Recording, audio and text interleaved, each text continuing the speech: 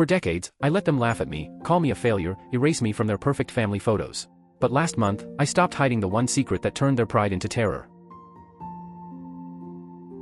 My family erupted in laughter the moment I walked into my sister's wedding, alone. The whispers spread fast, she couldn't even get a date.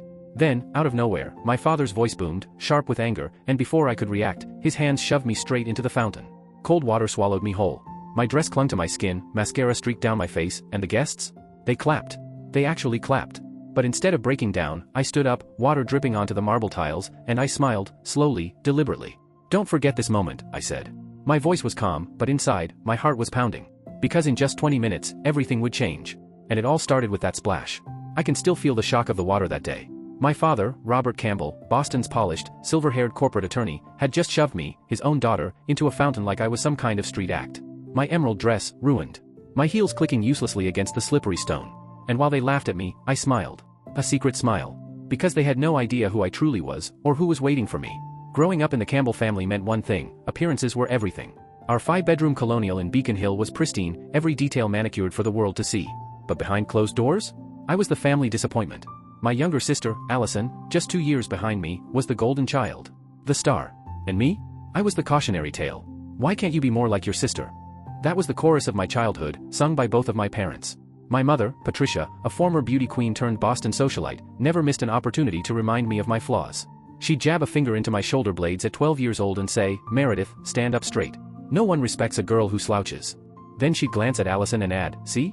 Your sister has natural grace." At 16, on my own birthday, my father stood with a champagne flute in hand.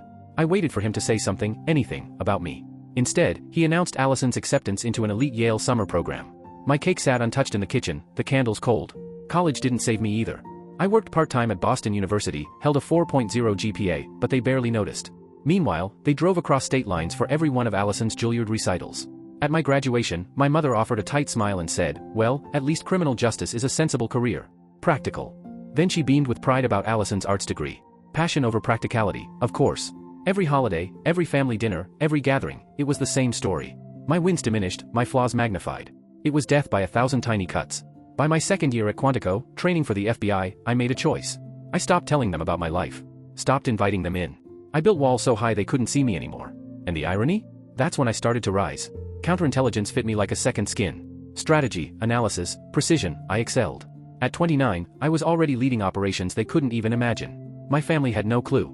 It was during one of those cases that I met Nathan Reed, not out in the field, but at a cybersecurity conference. He wasn't just another face in the crowd. He was Nathan Reed, founder of Reed Technologies, a global security empire worth billions.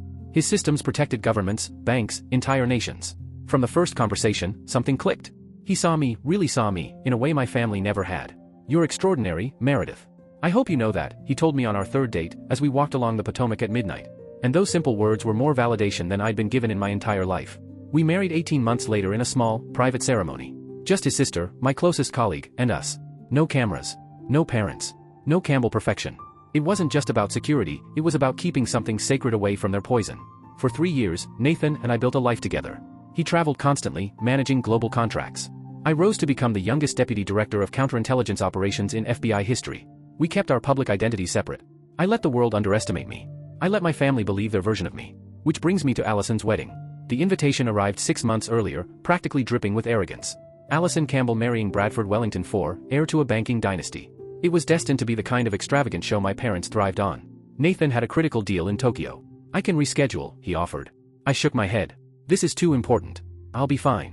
He promised to try to make it for the reception, even just the tail end. So that morning, I drove alone to the Fairmont Copley Plaza. My black Audi hummed as I pulled up to the valet. My reflection stared back at me from the rearview mirror, emerald green gown, diamond studs Nathan had given me, hair swept into a sleek updo. I looked untouchable. Confident. But inside? My stomach was twisted into knots. It had been almost 2 years since I'd faced them all. And I knew, something was going to happen. And then it did. That shove. That splash. That laughter. But what they didn't know was that the real show hadn't even started yet. Because 20 minutes later, when Nathan Reed's black Bentley rolled up to the curb, everything, the laughter, the smug smiles, the whispered insults, froze in place. Their faces went pale. And for the first time in my life? I had the upper hand. The Fairmont's ballroom looked like something out of a fairy tale, if fairy tales were written with unlimited credit cards. White orchids draped from crystal chandeliers, roses spiraled down from ceiling arrangements like waterfalls. It was extravagant, excessive, exactly the kind of spectacle my parents had always worshipped. I handed my invitation to the usher. He gave me a brief once-over, scanned the list, then announced, "Miss Campbell, you're at table 19. His tone was polite, but that subtle pause spoke volumes. "Not the family table." "Of course not." I nodded, keeping my expression neutral. I already knew where I stood. The first person to notice me was Rebecca, my cousin. Her smile was practiced, her eyes flickering with just enough surprise to reveal her real feelings. "Meredith. What a surprise, you actually came." And, her gaze darted to my side. "You came alone?" "I did," I replied calmly.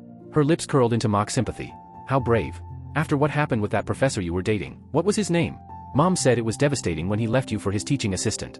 I blinked at her, unamused. I had never dated a professor, never been left for a teaching assistant. It was pure Campbell fiction, our family's specialty.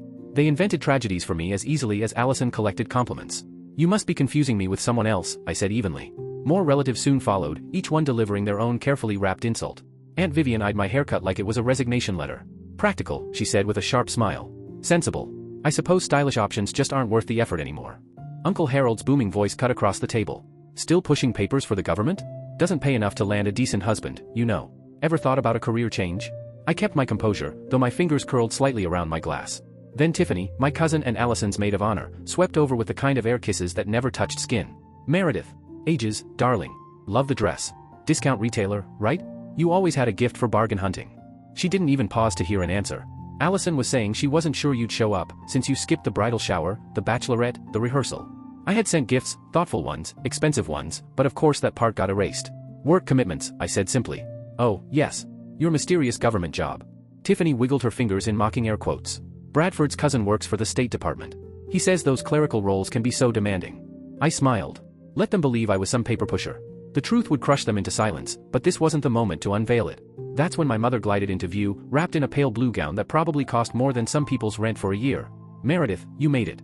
Her tone was heavy with implication, as if I'd trekked across continents rather than driven through Boston traffic. "Your sister was worried you wouldn't come." "I wouldn't miss Allison's wedding," I said. Her eyes scanned me like a jeweler looking for flaws. When she found none, she sniffed, "That shade washes you out. You should have consulted me before buying something so bold." Before I could respond, the ballroom hushed. A stir rippled through the guests. Allison made her entrance, now Mrs. Wellington, draped in a custom baron gown with a cathedral-length train. She looked radiant, and my father's expression glowed with pride, as though Allison were the sun itself. I couldn't remember him ever looking at me like that. The maitre d' guided me to my assigned seat, table 19, so far from the head table I could have used binoculars to catch a glimpse. My companions?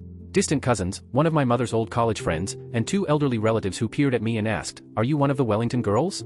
"No," I said softly. "I'm Robert and Patricia's daughter. Allison's sister." Their eyes widened. "Oh.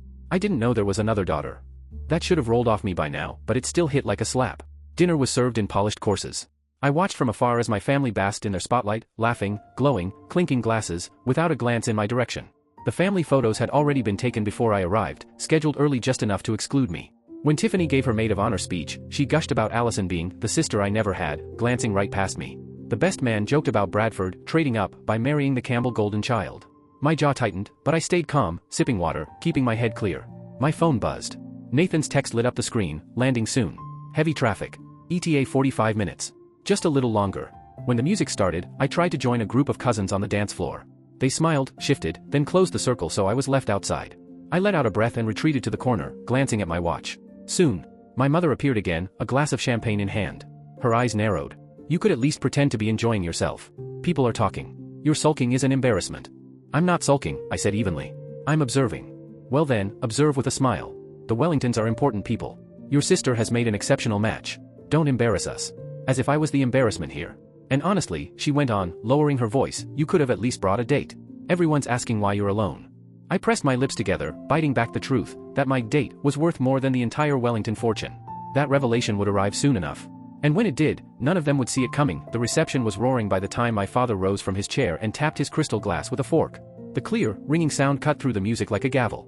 One by one, conversations died down. Forks paused midair. All eyes turned to the man standing tall beside an ice sculpture so massive it looked like it had its own zip code. "Today," he began, his voice swelling with that courtroom authority he'd perfected over decades, "is the proudest day of my life." A ripple of polite laughter moved through the room like a rehearsed cue. "My beautiful Allison," he continued, looking toward my sister as though she were an actual angel descending from heaven, "has made a match that surpasses even a father's highest hopes." His glass rose higher. "Bradford, you're not just gaining a wife. You're entering a family built on excellence and achievement." More polite laughter. To Allison, who has never, and here he slowed, like he wanted every syllable to land, disappointed us. From her first steps to her graduation from Juilliard with highest honors, to her charitable work, she has been nothing but a source of pride. The words were velvet knives. My chest tightened, not from surprise but from the old, familiar sting of being compared by omission. Allison had never disappointed them. The unspoken part was obvious. While the room clinked glasses, I slipped quietly toward the terrace doors. My heels clicked against the polished floor, each step an escape route. Outside, the sunset was melting into gold, pouring across the famous courtyard fountain. For a second, I let the air cool my face. I just needed a moment to breathe before Nathan arrived. Leaving so soon, Meredith? My father's voice boomed behind me like a judge calling a witness back to the stand. I turned slowly. He stood 10 feet away, microphone still in hand. My mother and Allison flanked him like bookends of disapproval. 100 heads swiveled in our direction. Just getting some air, I said, keeping my voice steady. Running away, more like it, he said, the microphone amplifying every word to the furthest corners of the ballroom. Classic Meredith. Disappearing when family obligations get inconvenient. Heat crept up my neck. That's not true, I said carefully, my palms damp. He tilted his head, eyes glittering. Isn't it? You've skipped half the wedding events. You show up alone. No +1, no explanation. The room had gone silent now. Even the clink of silverware had stopped. I'm sorry if my attendance alone offended you, I managed. She couldn't even find a date, my father announced, spinning to face the crowd like a seasoned showman. Nervous laughter bubbled up. 32 years old, not a prospect in sight. Meanwhile, your sister secured one of Boston's most eligible bachelors. Laughter again, louder this time, encouraged by his performance. Dad, I said quietly, my voice lost in the microphone's echo. This isn't the time or place. It's exactly the time and place. He stepped closer, his voice sharpening with every word. This is a celebration of success. Of family achievement. Something you'd know nothing about. Each sentence was a scalpel, peeling back years of scar tissue. I glanced toward my mother and sister, hoping, just once, for someone to intervene. My mother's tight smile stayed fixed.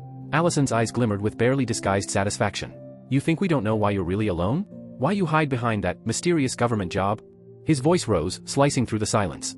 You've always been jealous of your sister's accomplishments. Always the disappointment. Always the failure. He was only inches from me now, the microphone lowered but his voice still carrying like a prosecutor on closing arguments. His face was twisted, decades of resentment boiling to the surface. Dad, please stop, I whispered. Stop what? Telling the truth? His eyes blazed. The truth that you've never measured up, that you're an embarrassment to the Campbell name? Something inside me went utterly still. Not anger. Not shame. Just a cool, crystalline clarity. You have no idea who I am, I said quietly. I know exactly who you are, he snarled. And then his hands were on my shoulders.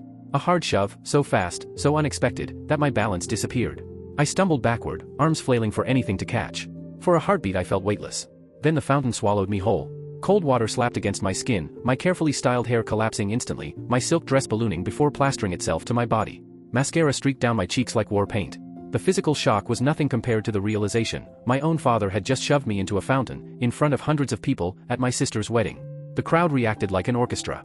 First a gasp, then a few uncertain titters, and then full-throated laughter and scattered applause. Someone whistled. Another voice jeered, wet t-shirt contest after the garter toss. More laughter. More applause.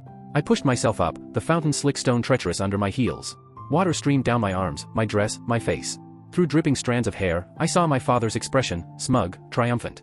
My mother's hand hovered near her mouth, hiding what might have been a smile. Allison's eyes sparkled with open delight. The photographer's flash went off again and again, capturing my humiliation from every angle. This would be the picture passed around at future family gatherings. Another chapter in the Meredith the Failure narrative. But something happened as I stood there, shivering in that fountain. The cold water wasn't just a shock, it was a jolt awake. A final, electric break from decades of humiliation. I straightened, water cascading from my designer dress. I pushed back my soaked hair and locked eyes with my father. Remember this moment, I said, my voice clear, even, carrying across the courtyard like a verdict. Not a shout. Not a plea. Just a statement. His smile faltered. Uncertainty flickered behind his eyes. Remember exactly how you treated me, I continued, my feet steady now on the fountain's edge. Remember the choices you made. Remember what you did to your daughter. Because I promise you, I will. I climbed out of the fountain, each step deliberate despite the weight of my drenched dress. Silence replaced the laughter. Even my father, for once, had no words. A memory flickered, high school graduation, when he'd interrupted my valedictorian speech to announce that memorization had always been my only talent. The audience had laughed then, too. I'd shrunk smaller. Not this time. I walked through the crowd, dripping water onto the plush carpet, leaving a trail like evidence. No one reached out. No one stopped me. And for the first time, I didn't need them to. The ladies' room was empty when I pushed through the door. In the gold-framed mirror, a woman stared back, mascara streaked, hair plastered to her skull, emerald dress now a deep forest green from the soaking. And yet, for the first time in my life, I didn't see defeat. I saw freedom. My clutch had been spared the fountain fiasco, thank God. I retrieved it from a distant cousin, one of the few who'd looked at me with actual concern, and slipped back into the bathroom. My hands trembled as I pulled out my phone. "Me, how close are you?" The reply came instantly. "Nathan, 20 minutes out. Traffic's clearing. Everything okay?" I hesitated, then typed. Dad pushed me into the fountain. In front of everyone. The typing dots appeared. Vanished. Reappeared. Then, "Nathan, I'm coming. 10 minutes. Security team already at the perimeter." I froze. He'd already dispatched his team. Of course he had. That was Nathan, always 5 moves ahead, always protecting what mattered. And somehow, impossibly, I was what mattered most to him. The bathroom door creaked open. A young woman stepped in, one of Bradford's cousins maybe. She stopped short when she saw me blotting water from my hair. "Oh my God, are you okay?" I straightened, forcing my spine tall. "I'm fine. Just a little wet." Her brow furrowed. "Everyone's talking about what happened. That was awful. What your dad did." Her kindness nearly cracked my composure. "Thank you," I whispered. "I have a spare dress in my car," she offered quickly. "Might be a size too big, but..." "That's incredibly kind," I cut in gently. "But I keep a change of clothes in my car. Professional habit. Backup options for emergencies. Actually, would you walk with me to the valet? I'd rather not face the crowd alone." She nodded immediately. "Of course. I'm Emma, by the way. Bradford's step-cousin from his mom's second marriage. Basically the Wellington family outlier." I gave her a watery smile. "Meredith. Campbell family scapegoat. Pleasure." She laughed, and that single moment of levity steadied me more than anything else had all night. Emma ran cover as we slipped out a side exit. At the valet stand, I popped the trunk of my Audi and pulled out my emergency kit, a simple black sheath dress, flats, and a minimalist clutch. 10 minutes in a nearby restroom and the drowned rat was gone. In her place stood someone sharper, calmer, armored in professionalism. As I reapplied makeup, I studied my reflection and thought about the life no one in that ballroom knew. I had graduated top of my class at Quantico. I had led missions that saved American lives. I had earned the respect of battle-hardened agents and Washington insiders alike. And I had married a man brilliant enough to build a global empire, and kind enough to love me exactly as I was. Not 1 ounce of that validation had ever come from my family. And maybe that was the lesson. Real worth wasn't measured in the funhouse mirrors of their expectations. My phone buzzed again. "Nathan, in position." I inhaled, smoothed my new dress, and walked back toward the reception with my head held high. Emma melted back into the crowd, but as I passed, she shot me a discreet thumbs up. It gave me just enough momentum to stride through the ballroom doors. The party hadn't missed a beat. The dance floor was jammed, champagne glasses sparkled, and laughter rang out. Perfect timing for a grand reveal. I took up position near the entrance, every nerve tingling. My eyes landed on my mother first. She was surrounded by her usual orbit of socialites, pale blue gown shimmering under the chandeliers. Her voice, all sweet venom, carried just far enough. "She's always been difficult. We tried everything, schools, therapists. Some people simply refused to thrive." A friend sighed. "Such a shame. Especially with Allison being so accomplished. Same parents, same opportunities. Genetics are mysterious." My mother pressed her hand to her chest with fake sorrow. "Robert and I have accepted that Meredith will never." Her eyes locked on me mid-sentence. I stood there, perfectly dry, perfectly composed. "Meredith," she said quickly, her tone clipped. "You look dry." "Yes, mother," I said evenly. "I always keep a spare outfit. One of those professional habits." Her friends scattered like startled pigeons, suddenly desperate for refills. I stepped closer, lowering my voice. "So tell me, was humiliating me written into the wedding itinerary, or did Dad improvise that part?" "Don't be dramatic," she hissed. "You were trying to slink away as usual. Your father simply lost patience with your antisocial behavior. Pushing your adult daughter into a fountain isn't losing patience. It's abuse." Her eyes flashed. "Perhaps if you'd brought a date, if you made any effort to celebrate your sister instead of hiding behind your mysterious job, things would have gone differently." I studied her face, searching for something, regret, guilt, maternal instinct. There was nothing. Just irritation that I'd disrupted her narrative. "You know what's funny, mother?" My voice was quiet but steady. "I've spent my entire life making myself small in this family. Taking up as little space as possible. And it was never enough." Before she could reply, the air shifted. A commotion rippled at the entrance. Multiple car doors slammed shut outside. Then, 2 men in tailored suits entered, eyes scanning the room in crisp, practiced sweeps. Guests began whispering, curious, unsettled. My mother frowned. "What on earth? Did the Wellingtons hire additional security without consulting us?" I glanced at my watch. Right on schedule. "Not the Wellingtons," I murmured, lips curling into the faintest smile. "Because my husband had arrived." The sleek black Maybach glided to a stop outside the Fairmont, flanked by 2 equally intimidating SUVs. The valet boys straightened their jackets, the guests nearest the entrance craned their necks, and slowly, like a wave rolling through the room, conversations dimmed, laughter softened, and even the band faltered mid-song. My pulse quickened despite the steady way I held myself. After 3 years of marriage, Nathan could still make my stomach flip like I was a teenager. And in less than a minute, my family, the people who thought I was nothing, would finally see exactly who I was married to. The double doors swung open with authority. First came Marcus and Dimitri, 2 of Nathan's best. Impeccably dressed in tailored suits, they moved with a precision that screamed military training no matter how well the clothing disguised it. Their eyes scanned the room, sharp, assessing. Guests began whispering immediately, confusion spreading like static. My father stormed forward, puffing up like he was about to cross-examine them. "Excuse me," he said loudly, his voice full of indignation. "This is a private event. If you're looking for the corporate conference, it's in the West Wing." Marcus didn't even blink. He looked through my father as though he weren't there. Dimitri pressed his earpiece and murmured into the mic, "Perimeter secure." Proceeding. And then, Nathan walked in. He filled the doorway like he owned it. 6'2", broad shoulders from years of swimming, his custom Tom Ford suit sculpted to perfection. His dark hair was wind-tossed, probably from the rooftop helicopter. His jawline could have been carved from stone. But it wasn't his appearance that made the room still, it was the way he carried himself. Calm, commanding, utterly unbothered by the hundreds of eyes glued to him. And then his gaze found me. Those piercing blue eyes softened instantly, shifting from sharp focus to the private warmth only I ever saw. That look undid me every single time. He strode through the crowd without hesitation. People instinctively moved aside, parting like water before a ship. Behind him, more security slipped in, fanning out around the perimeter with seamless precision. I felt my mother stiffen beside me. Her cocktail chatter died in her throat as realization sank in. Whoever this man was, he wasn't walking toward anyone else, he was coming straight for me. "Meredith," Nathan said when he reached me, his deep voice carrying in the hushed room. His hands found mine, thumbs brushing lightly over my knuckles in our familiar gesture of reassurance. "Sorry I'm late." "You're right on time," I murmured, my spine straightening, my chest steady. For the first time all day, I felt grounded. He kissed me. Not a spectacle, not for show, just a genuine kiss between partners who belonged to each other. His hand slid to the small of my back, protective but not possessive, before he turned to face my mother. "Mrs. Campbell," Nathan said smoothly, polite but cool, "I'm Nathan Reed. Meredith's husband." My mother's face morphed through a kaleidoscope of emotions, shock, disbelief, frantic calculation, before settling on a brittle, high-pitched, "husband." "Yes," Nathan replied calmly. "Nearly 3 years next month. We keep our private life private. For security reasons." That's when my father shoved his way forward, face red, jaw tight. "What's the meaning of this?" he demanded, eyes darting between Nathan and me. "Is this some kind of joke? Hiring actors and security guards to make a scene at your sister's wedding?" A new low, Meredith. Nathan's jaw tightened just slightly, that almost imperceptible shift only I would notice. The dangerous glint in his eyes said everything. "Mr. Campbell," he said evenly, voice deceptively mild. "I'm Nathan Reed, CEO of Reed Technologies. Your daughter and I have been married nearly 3 years." My father's mouth opened. Closed. Opened again. Nothing came out. Reed Technologies was a name even he couldn't dismiss. "That's not possible," he managed finally. "We would have known." "Would you?" Nathan asked, his tone soft but cutting. "From what I've seen today, and what Meredith has told me, you've never shown the slightest interest in her actual life. Criticizing, yes. Dismissing, yes. But listening? Celebrating her? No." Gasps and whispers swirled around us. Allison appeared then, gliding forward in her wedding gown like some avenging angel, Bradford trailing her with a baffled expression. "What's happening?" she demanded. "Who are these people?" "Apparently," my mother said faintly, "your sister has a husband."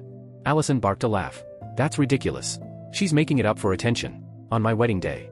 Nathan's arm tightened around me, steady as bedrock. "Mrs. Wellington," he said smoothly, with a polite nod toward Allison. "Congratulations on your marriage. I apologize for missing the ceremony. International business obligations kept me in Tokyo until just hours ago." The contrast was brutal. His impeccable manners made Allison's accusation look like a childish tantrum. She faltered, eyes darting between Nathan, the security team, and the guests now buzzing with speculation. "This is absurd," my father growled. "You expect us to believe that Meredith, our Meredith, secretly married a billionaire tech CEO," someone interrupted from the back. Head swiveled. It was one of Bradford's friends, holding up his phone with Nathan's Forbes cover glowing on the screen. "Holy sh*T. That's really Nathan Reed. Says here he's worth 12 billion. The collective gasp that followed was almost theatrical. My mother swayed, clutching the back of a chair. I don't understand," she whispered, looking directly at me. "Why wouldn't you tell us?" For the first time, her question wasn't accusatory, it was almost human. Almost. I looked her dead in the eye. My voice was calm, steady. "When have you ever wanted to hear about my successes, Mother? When have you ever celebrated me?" She had no answer. And in that silence, for the first time in my life, I didn't need one. Nathan's voice carried like a blade sheathed in velvet. "As for me," he said smoothly, "I've been looking forward to meeting the family Meredith has described so vividly.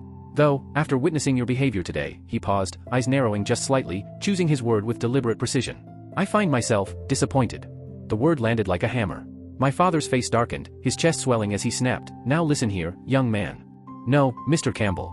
Nathan's voice hardened to steel, cutting clean through my father's bluster. "You listen.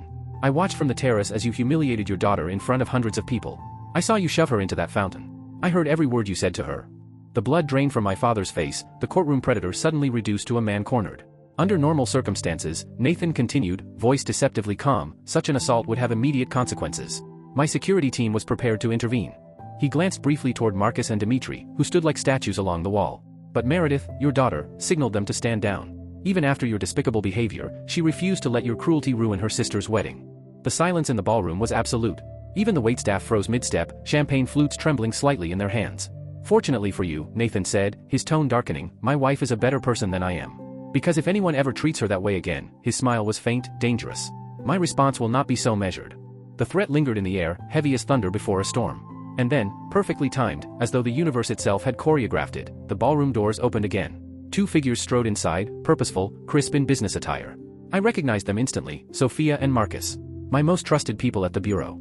They stopped a respectful distance from me, their posture alert, their voices carrying clear. Director Campbell, Sophia said formally, using my title without hesitation. Apologies for the interruption, but we have a situation requiring your immediate attention. The title hung there. Director. The whispers started immediately, swelling like a tidal wave. Director? Did she say Director Campbell? What department? What does she mean? My father's bafflement was almost pitiful. Director of what? He demanded, his voice cracking. Some minor office? Nathan's smile sharpened like a razor. No, Mr. Campbell. Your daughter is the youngest deputy director of counterintelligence operations in FBI history. Her work has saved American lives. She holds the highest security clearance in the nation. The air went electric. Gasps, murmurs, stares, all of it colliding at once. My mother swayed, white-knuckling the back of her chair. Allison's face drained of color, her perfect bridal glow dimmed into disbelief. That's impossible, she stammered. Meredith is just. Just what, Allison? I asked softly. My voice was calm, but it carried. Just the disappointing older sister? Just the scapegoat? Just the failure you all painted me as? She had no answer. Nathan's voice cut in, rich and steady. The Meredith Campbell I know is brilliant. Courageous. Formidable. She makes decisions every day that shape national security. She is respected by agents, analysts, and Washington officials alike. His eyes locked on my father's. And yet, for reasons I will never understand, she still cared enough about your approval to show up tonight, knowing full well how you'd treat her. My father sagged, his face suddenly ancient, his eyes wide with the collapse of everything he thought he knew. Why didn't you tell us? His voice was weak now, barely a whisper. I looked at him, finally steady, finally free. Would you have believed me? Or would you have found a way to diminish this too? He said nothing. Silence was his only answer. Marcus stepped forward then, holding out a secure tablet. Director, he said respectfully. We need your authorization for this operation. I took the tablet, scanning quickly. My fingers moved with confidence, my voice calm. Proceed with option 2. Increase surveillance on the secondary target. I'll call in for the full briefing in 20 minutes. Yes, ma'am. Marcus tucked the tablet away. The entire exchange took seconds, but its impact detonated like a bomb. This wasn't performance. This wasn't pretense. This was real. And they all saw it. Nathan checked his watch, then glanced at me. We should go. The helicopter's waiting. Tokyo team is on standby for a 9 o'clock conference. I nodded. Then, before leaving, I turned to face my family one last time. Congratulations on your wedding, Allison. I wish you and Bradford every happiness. Allison was pale and speechless, but Bradford surprised me. He stepped forward, extending his hand to Nathan first, then to me. It's an honor to meet you, Mr. Reed. And you, Director Campbell. I hope we'll have the chance to know each other better. His sincerity was disarming. I shook his hand warmly. I'd like that, Bradford. My parents remained frozen, their entire carefully constructed narrative crumbling at their feet. Mr. and Mrs. Campbell, Nathan said politely, with that impeccable courtesy that still carried a sting, thank you for the invitation. And again, my apologies for missing the ceremony. Meredith, wait. My father's voice cracked as he reached toward me. We need to talk about this. We're your parents. We've always wanted what's best for you. We've always been proud. I cut him off gently. No, Dad. You haven't. And that's okay. My voice was calm, final. Because I don't need you to be proud of me anymore. And with that, Nathan and I turned, walking side by side out of the ballroom. My security team fell into formation, a protective shield as we exited. Behind us, the whispers erupted into chaos. The Campbell family would never be the same. And neither would I. The helicopter's blade spun faster, beating the night air into a steady roar. Boston's skyline glittered in the distance, the city lights reflected in the dark waters of the Charles. As Nathan and I approached the aircraft, flanked by security, I felt something I hadn't experienced in years, lightness. The weight of decades, of being the Campbell family scapegoat, seemed to dissolve into the night air. Are you okay? Nathan leaned close, his lips brushing my ear so I could hear him over the rising chop of the rotors. Surprisingly, I smiled. Better than okay. Before we could climb aboard, Sophia intercepted us, her expression taut. Director, there's been a development. The ambassador is requesting your presence at the embassy immediately. The surveillance package flagged anomalous signals. I blinked once, then shifted gears instantly. Real? Or performance art? Unfortunately real, Sophia confirmed. Marcus is already with the field team. It's time sensitive. I nodded, already in command mode. Reroute the helicopter to the embassy. Alert the duty analysts. I want a full brief the moment we land. Already in motion, she said crisply. Nathan's hand found my arm. Go. I'll meet you there. This was our rhythm, two careers that could collide with personal life at any second, but always with trust, always with support. No resentment. No competition. Just partnership. We turned toward the roof access door, planning to descend to the private exit, when someone stepped into our path. My mother. She was breathless, cheeks flushed, her once perfect hair sagging from her mad dash up the stairwell. For the first time I could remember, she looked less like the poised matriarch and more like a vulnerable, aging woman. "Meredith," she said, voice trembling, "you can't just leave like this. We need to talk." I glanced at Sophia, who nodded and stepped discreetly aside to give us space. "I have a work emergency, Mother. National security doesn't wait for family reconciliations." National security. She tested the words, as though trying to fit them into the puzzle of who she believed me to be. "You really are what they said. Deputy Director of Counterintelligence. FBI. 18 months, I confirmed. Assistant Director before that. 3 years. She swallowed hard, struggling to reconcile the image of me she'd clung to with the reality standing before her. "But, why the secrecy? Why not tell us?" "Because you would have found a way to minimize it," I said evenly. "You would have compared it to Allison. Or suggested I only got the job through connections." Her flinch said everything. "And the marriage," she pressed. 3 years. "And you never thought to mention you'd married one of the wealthiest men in America." Even now, her focus clung to Nathan's net worth. Status over substance, always. "Our marriage is private for many reasons," I explained, patience clipped but steady. "Nathan's visibility makes him a target. My work is classified. And frankly, I wanted one part of my life untouched by the Campbell critique." The pilot signaled urgently, we had to leave. "I need to go," I said. "Will you come back?" Her voice cracked. And in it, for the first time, I heard uncertainty instead of arrogance. "To talk. To let us know you. The real you." The question caught me off guard. I searched her face for manipulation, but what I saw instead was something rawer, regret, confusion, and the faint stirrings of realization. "I don't know," I admitted honestly. "That depends. Do you want to know me? Or just the version that finally meets your approval?" She had no answer. "Think about it," I said gently. "Really think about it." I turned to leave, but her voice followed, softer than I'd ever heard it. "Your father would never admit it, but he was wrong today. What he did was unforgivable." Not quite an apology. But it was the closest she had ever come. "Thank you for saying that," I replied. "I need to go." As Nathan and I boarded, I glanced back. My mother stood small against the Boston skyline, her carefully curated world unraveling. For the first time, I didn't see her as the immovable force of my childhood. Just a woman who had built her identity on appearances, and was now facing the cracks in her foundation. And I felt something unexpected. Compassion. The embassy situation was real, but contained, an encrypted communication breach neutralized in under 2 hours. By 11 p.m., Nathan and I finally stood together again on our penthouse terrace, the Charles River shimmering below.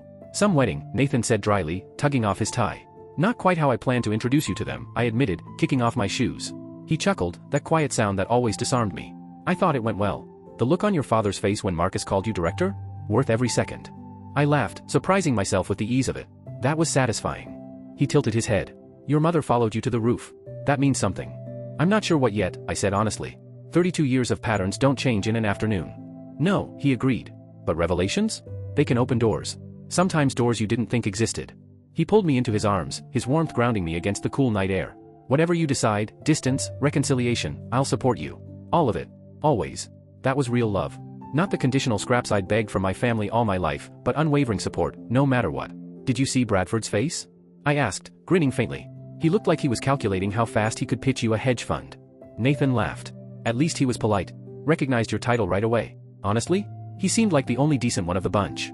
"I noticed that too," I said softly. "Maybe Allison's choice wasn't as bad as I thought." For the first time in a very long time, I looked out at the glittering skyline and felt something close to peace. Because I no longer needed my family's approval to know my worth. And maybe, just maybe, that was the real freedom I'd been chasing all along. My phone buzzed against the nightstand, and for a split second, I braced for work, another urgent alert, another classified ping pulling me back into the shadows. But when I glanced at the screen, I saw a different name. Emma. OMG. The family is in complete meltdown after you left. Your dad keeps insisting there must be some mistake. Your mom is, weirdly quiet. Allison locked herself in the bridal suite. Also, I googled your husband and holy crap. Also, I'm sorry they treated you like garbage all these years. Drink sometime. Signed, your new favorite cousin. I couldn't help it, I laughed. I handed the phone to Nathan, who raised one brow as he read. New favorite cousin? She was kind to me before you arrived, I explained. After the fountain, she offered me a dress, helped me dodge the crowd. Small kindness, but it meant a lot. Nathan's expression softened. Sometimes allies come from unexpected places. Over the next hour, my phone lit up like Times Square. Distant relatives who hadn't spoken to me in years suddenly remembered my birthday. Second cousins wanted lunch dates. Even my father, sent a stiff, formal text, "We should discuss recent developments at your earliest convenience." I silenced the phone and set it aside. "They're not reaching out to me," I told Nathan as we readied for bed. "They're reaching out to Director Campbell, wife of billionaire Nathan Reed." Not me. Not Meredith. Does that surprise you? His voice was gentle, not accusing, just curious. No, I admitted, pulling the blankets up. But it clarifies things. And as I drifted into sleep that night, I understood something I should have realized long ago. The day hadn't given me a family. I'd had one all along. Nathan. My trusted team at the bureau. The friends who saw me for who I really was. The family I'd chosen, not the one I was born into. And maybe that was the only family that truly mattered. 3 weeks after Allison's wedding, Nathan and I were tucked into our favorite corner booth at Thinking Cup Cafe on Newberry Street. Despite his empire, despite my clearance levels, this was our sanctuary: good coffee, quiet conversation, and anonymity in the hum of a Boston morning. Your mother called again yesterday, Nathan said, stirring his Americano. That's the 3rd time this week. I nodded, watching leaves swirl down Commonwealth Avenue, brilliant reds and golds painting the sidewalks. She left another voicemail. Invited us to Sunday dinner. Are you considering it? His tone was neutral, no push, no pull, just space for me to decide. I'm not sure, I admitted. Part of me thinks she's just processing her fall from the spotlight. But, I paused. There were moments. Tiny ones. Flashes of something real. Because the last dinner hadn't been what I expected. My father, who'd once mocked my every accomplishment, asked thoughtful questions about one of Nathan's cybersecurity initiatives. My mother produced a box. A battered cardboard box full of debate trophies, academic ribbons, medals I'd won as a child. Evidence that maybe, just maybe, she'd noticed all along, even if she never said it. And then Allison. She'd pulled me aside after dinner, into the garden where we used to play. Her voice shook as she said, I didn't know. About your job, your husband, your life. You never asked, I reminded her, not unkindly. I know. She twisted her wedding ring, eyes downcast. I think. I liked being the favorite. It was easier not to question it. Her honesty caught me off guard. Bradford says I need to examine why I felt threatened by your success even before I knew about all this. She gestured vaguely, meaning everything: my career, my marriage, my entire hidden life. He thinks we should try family therapy. I studied her face, really studied it. Behind the bridal perfection, I saw cracks. Insecurity. Pressure. Because even the golden child role had its own shackles. I'd consider that, I said carefully. Not now. But, maybe. It wasn't forgiveness. Not yet. But it was something. A hairline fracture in the fortress walls I'd built. A glimmer of possibility. And sometimes, possibility was the first step toward healing.